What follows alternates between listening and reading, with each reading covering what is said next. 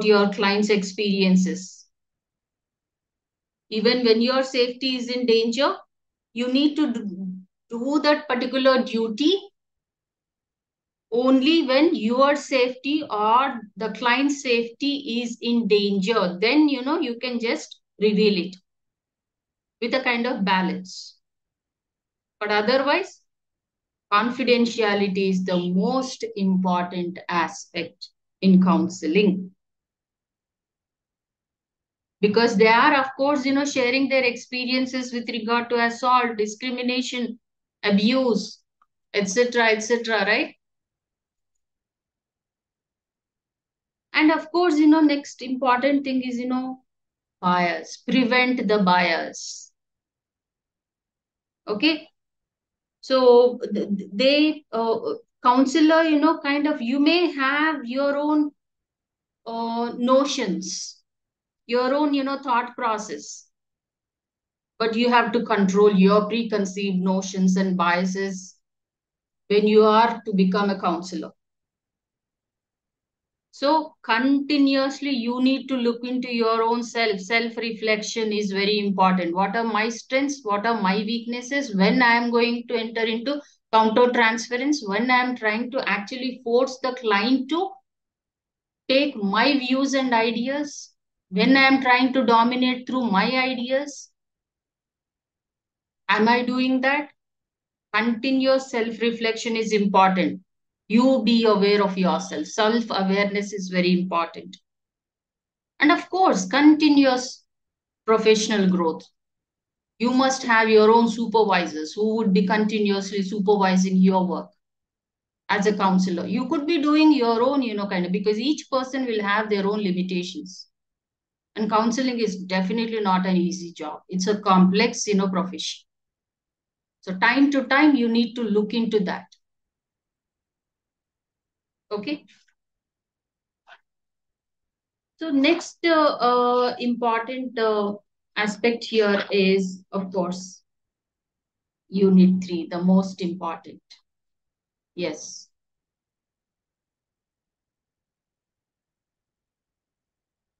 Yeah, any doubts here?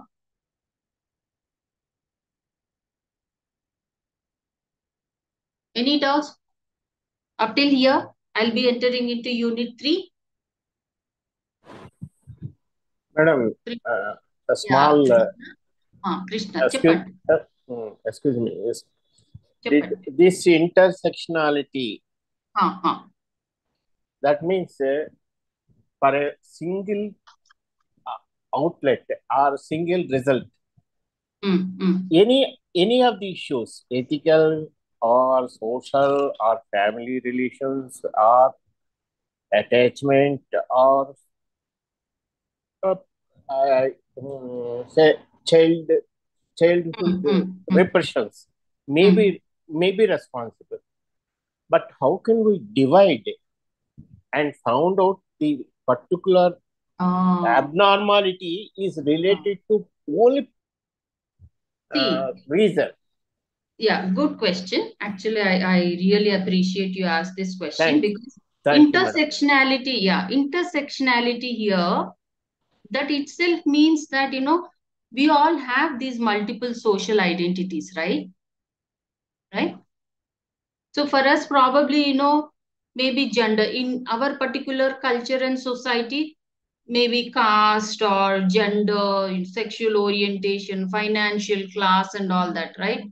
So when you are trying to investigate through all these psychological and social foundations, definitely you will get your own clues where, they have been discriminated, why their personality has these, complex issues, why they have actually, developed these complex issues in their behavior. Each and every layer is to be studied, layer after layer. It's not that, you will take socio-economic status or, their gender issues or some kind of race or some financial. No, layer by layer, everything you need to study. Everything is to be taken into consideration. Then you will definitely, then definitely you tend to understand. You got my answer? You got your answer, Yes, Krishna? madam. Yes, madam. Yeah. That's Because understood. మీ experiences మీకుంటాయి కదా. One by ఎవరికైనా one. Gender discrimination కి గురైనరు అనుకుంటారు ఎవరన్నా, for example they will have their own kind of traumatic experiences that might have actually influenced their personality to that. Yes. Why a person has become so against a particular gender? Why? Yes. Maybe due to their own Yes. Yes. she or Now, he must have undergone that kind of prejudice or discrimination during their childhood experiences, probably ఇంట్లోనే yes. Face చేశారేమో. అట్లా అవును madam. ఆలోచించాలి కదా. Now, అర్థమైంది now, కదా. now, yeah. now I understand. We have to okay. eliminate one by one true possibilities. True For true true. then we have to reach that. Correct Right, correct madam. Thank you. Thank you. Correct correct. So now, let us enter into the characteristics of an effective counselor. Now, who is a counselor to begin with? One second. Share the screen.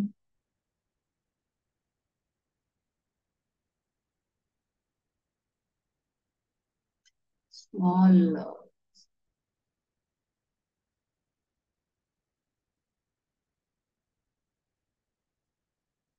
Yes. I think there is. Okay. So here, characteristics, who is the counselor means, first of all, now you must have understood, like counseling is a highly dedicated profession, noble profession, where people are to be assisted to overcome their problems or obstacles. The purpose is to actually, create or build their well-being. It is to, encourage the personality development or personal development. So for that, counselor must be so very effective with certain, key qualities. Otherwise, you cannot direct, first of all, you can't even interact with clients now. And they need to follow a code of ethics also. Right? So who is a counselor? Of course, counselor is very much qualified or licensed mental health professional who is, highly qualified, trained to provide, a safe, non-judgmental space, guidance, support, assistance to individuals or groups of individuals. Yeah, I want to read it, more than 100 times so that you'll understand point to point, word to word. Right? So here, in fact, he has to facilitate the person who's seeking help with any kind of, mental challenge. You have to support them. Finally, to promote their personal well-being here, right? So educational qualification is very, very important to become a counselor. Definitely, you must have understood by now. That's why you're doing this particular course. So, of course, kind of post-graduation degree in psychology, counseling, social work, a diploma like, guidance and counseling from a recognized institution. And of course, a lot of experience is important. Internships before, becoming a set, counselor, you need to gain as much experience as possible because each case is a unique, again, individual's case only. And each individual is unique, different from person to person. So each case is unique case. Each client is unique client. Each person is unique person. That's what I want you people to understand.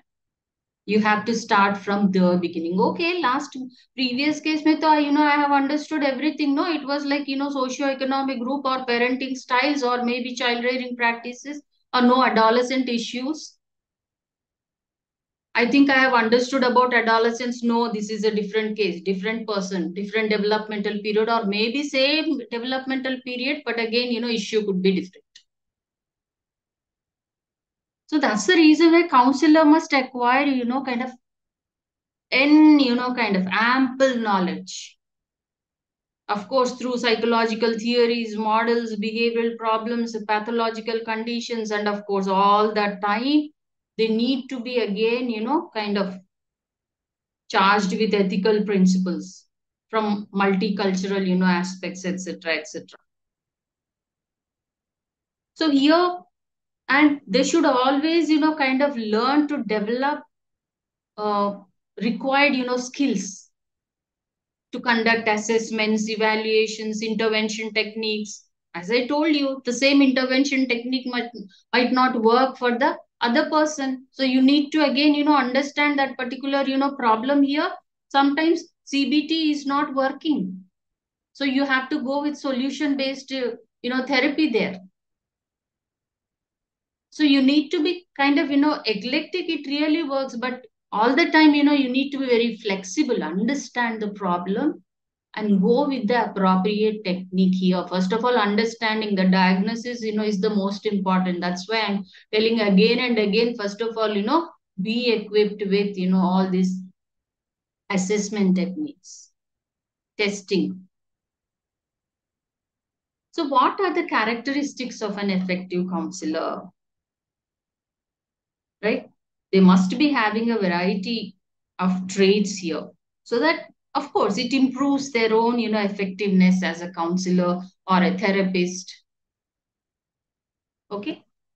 And I would say, personally that you need to have certain inborn characteristics. Why? Because, each and every person is not coming here and, asking us to make me a counselor. I want to become a counselor. I want to do this. Why only, these number of people have joined or enrolled in this particular diploma?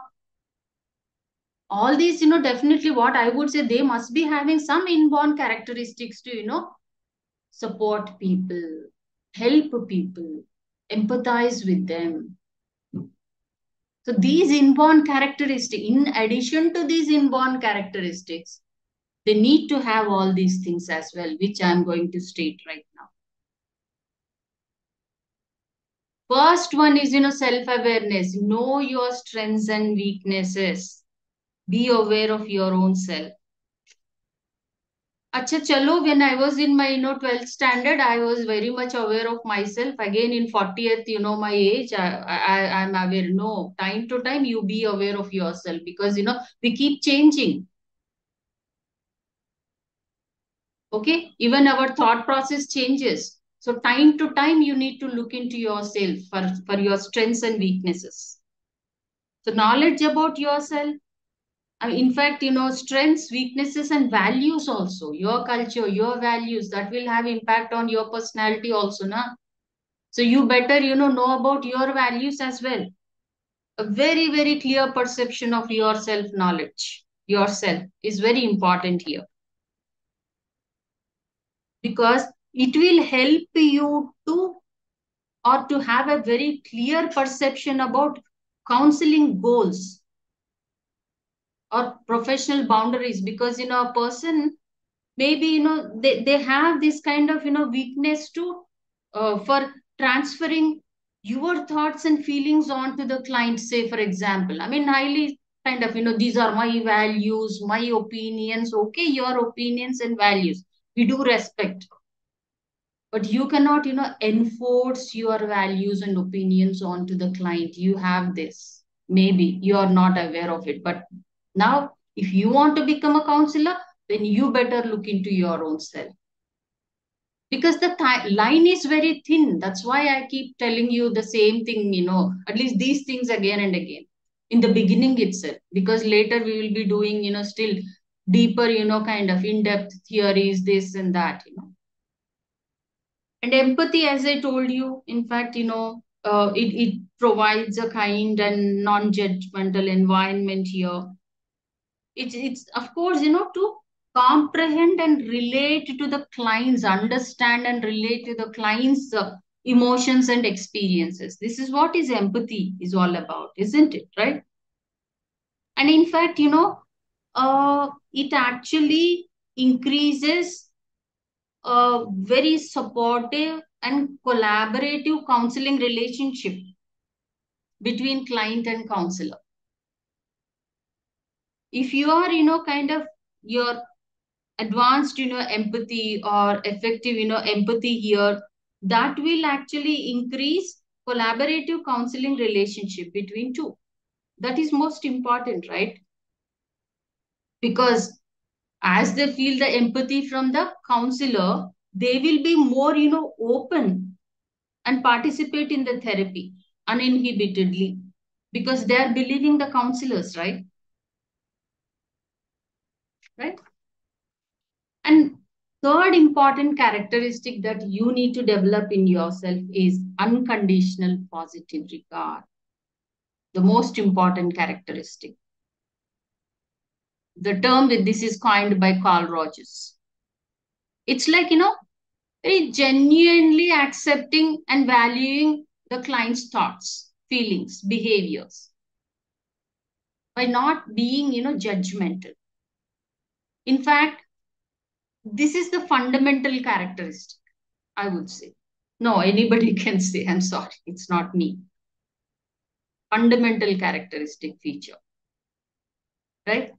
Because the minute, client understands that you're not being judgmental about any of their feelings, behaviors, and thoughts, they start, building the rapport.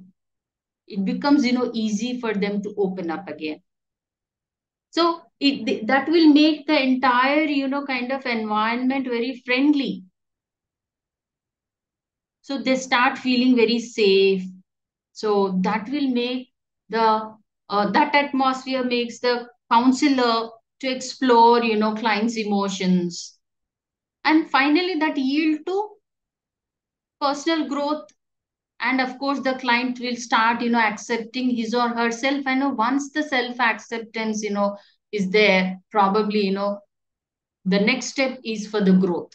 Acceptance, the next is, personal growth.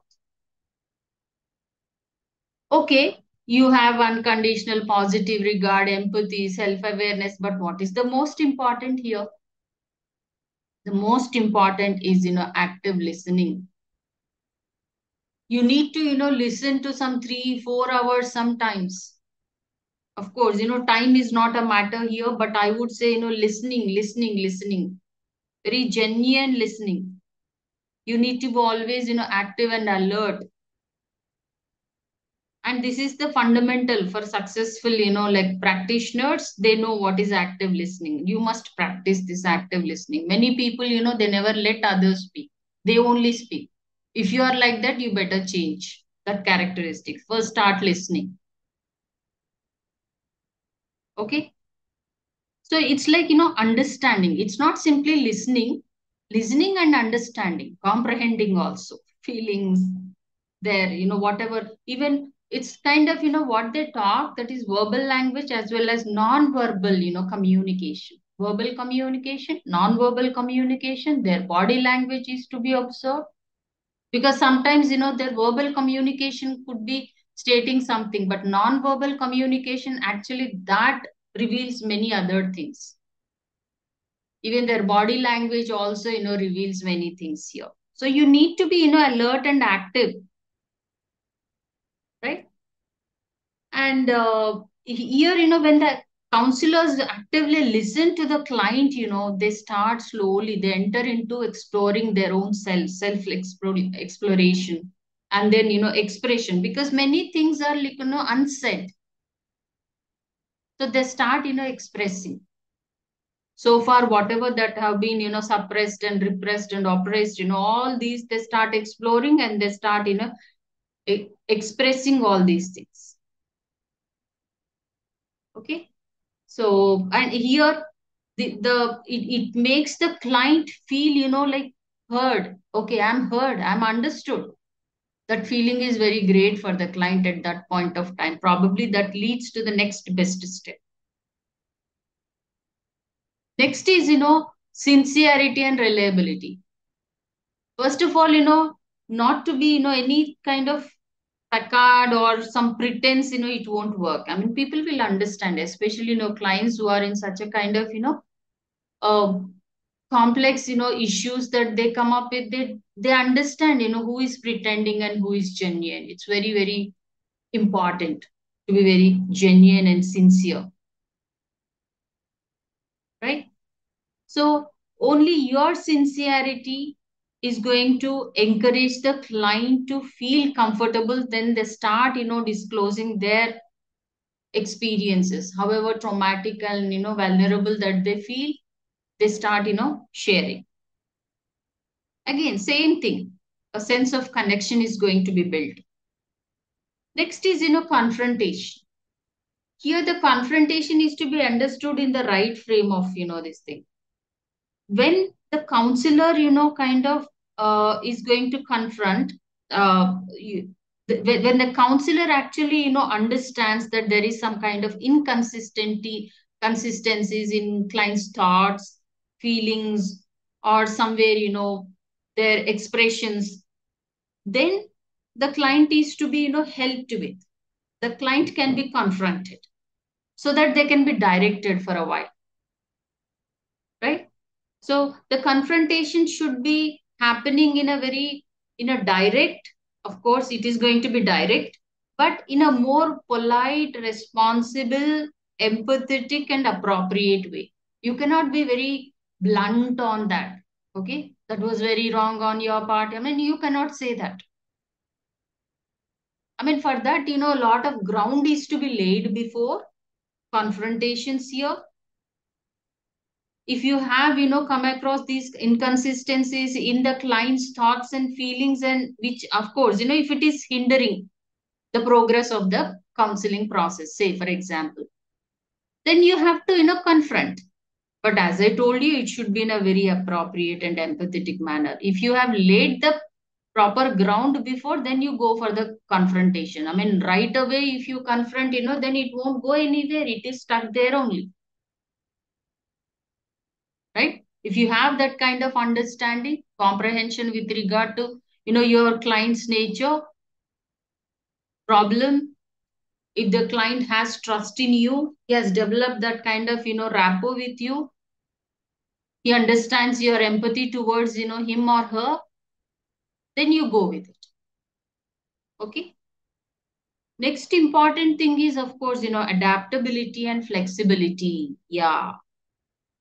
You have to fulfill, various demands of the clients, right? So a counselor is supposed to be or expected to be really, flexible, versatile, because something is not working, you have to take, very immediate decision in, you will change the technique. Immediate means, you know it, right? It is not working, ineffective for that particular client. Okay. So they have to change the course of technique, right? Next is, respect. Yeah, this is another, kind of the most important, fundamental, characteristic that you need to develop. Respect the client. They are into different experiences. They are narrating, different behavioral, aspects of their experiences, everything of how they have been treated and how they have been treating their, important people in their life. But today, they're here with some kind of, pain and agony. They're sharing these things with you. You have to remain non-judgmental here. And you have to keep up your respect for the person, the client. The most important. It means nothing but, your client is capable of learning. Your client is capable of overcoming the obstacles. Your client can move towards growth. Your client can mature into a more responsible, self-reliant, fully functioning person. That's what it means.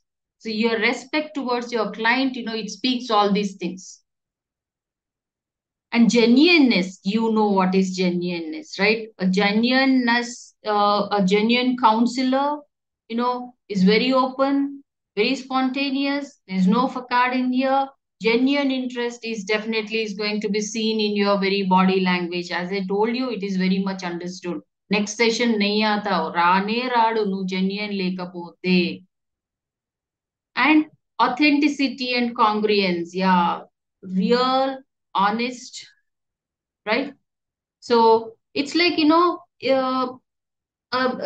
for example, certain, concerns of the clients are not in your boundaries, say for example, not in your time or training. You should be like, you accept your limitation. You can just, send to the right referral. No problem. Okay. You can, like send them to other professionals here. You